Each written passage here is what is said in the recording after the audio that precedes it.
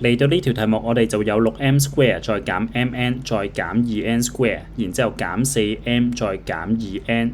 咁呢度呢，我哋前面嗰3個 term 就會係 degree 2啦，後邊呢2個 term 呢就會係 degree 1。咁只要同學個經驗係十足嘅話呢，你就會知道係頭3個 term 就係一組，咁然之後尾2個 term 呢就係另外一組噶。咁而頭3個 term 就係 degree 2啦。咁所以咧，其實就可以將佢拆開做2個括號。咁我今次咧就做咗後邊先。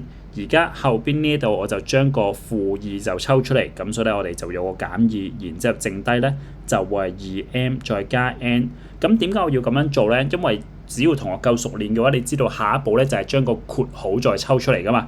咁如果我而家呢度有個括號係 2m 加 n， 咁所以前邊咧為咗我要令到可以繼續抽嘛，咁所以一定有一個咧，其實就會係 2m 加 n 㗎。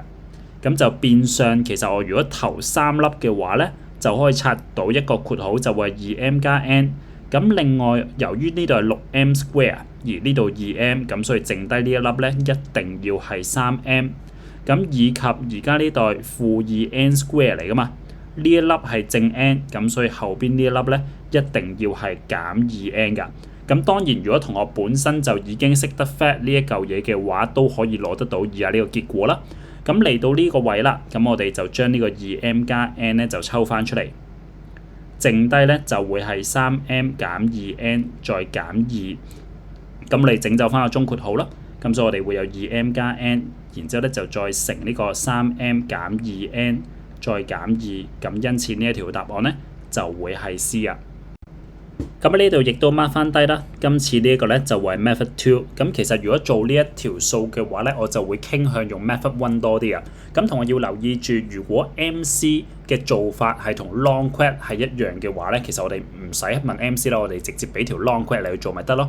咁其實咧，我哋喺呢一啲初中嘅 MC 最緊要就係好快咁樣去揾到一個正確嘅答案啦。咁所以同學要有一個概念，其實咩叫做 factorization 咧？佢同 expansion 之間個關係係啲咩咧？其實係一個 reverse process 嚟噶嘛。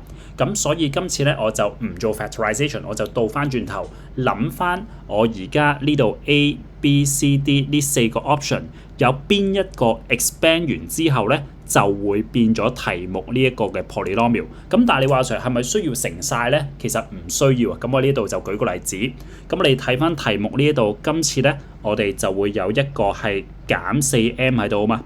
咁如果我哋要留意翻要有呢個減 4m 咧，對於 option A 嚟講，個 m 係點樣乘咧？乘出嚟咧就係呢一粒 2m 再乘後邊啊嘛。咁但係你會發覺咧，呢2粒乘埋係正 4m 嘅喎。咁以及呢個 part B 同樣地呢個 2m 乘正2都會係正 4m 嘅喎。咁我要出得到係負 4m 嘅話咧，就只有 option C 以及 option D。咁綠色嗰2粒 highlight 咗出嚟，乘埋先至可以出到減 4m 嘅喎。咁所以變相咧，我個答案就一定唔會係 A， 亦都唔會係 B 啊。咁同學咧都培養翻個習慣，你肯定知道佢係錯嘅話咧，就先刪除佢先。咁所以我哋單靠一粒減 4m 咧，就知道個答案一定係 C 或者 D 其中之一㗎啦。咁但係你可能會有個疑惑，Sir， 咁點解係睇呢一粒咧？咁其實係由邊度開始睇起嘅咧？咁一般嚟講咧，我就會由最右手邊個粒睇起。咁但係呢個咧係減 2n 咧。如果同學好快咁睇得到嘅話咧，其實4個 option 出嚟咧都係減 2n 嘅。咁所以我就變相我就睇呢一粒。好啦，咁睇咗一粒之後咧，我哋就再睇隔離呢一粒咧，就會係減 2n square。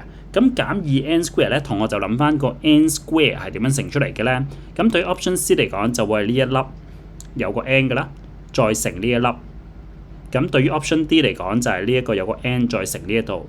咁但係你就會見得到咧，如果我要出得到減 2n square 咧，就只有呢個 option C 嘅正 n 乘負 2n 先至出到減 2n square 㗎。因為對於 option D 嚟講，乘咗出嚟咧係加 2n square 嚟噶嘛，咁所以咧個答案肯定唔會係 D 噶啦，變相咧都會攞到個答案咧就係 C 噶。